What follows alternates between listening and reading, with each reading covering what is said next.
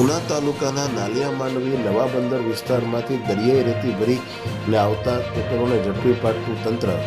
પ્રાપ્ત માહિતી અનુસાર ઉના તાલુકાના નવા બંદર નાલિયા માંડવી વિસ્તારોમાં બેફામ ખનીજ માફિયાઓ રેતી ચોરી કરી અને બારોબાર વેચી નાખતા હોય, જેને લઈને તંત્ર સજ્જડ થયું છે। ત્યારે નવા બંદર તથા નાલિયા માંડવી વિસ્તારોમાંથી રેતી ભરીને ટ્રેક્ટરો આવતા હોય, જેને આજે ઝડપી પાડી અને તેના પર કાયદેસરની કાર્યવાહી હાલ તંત્રએ કરી છે।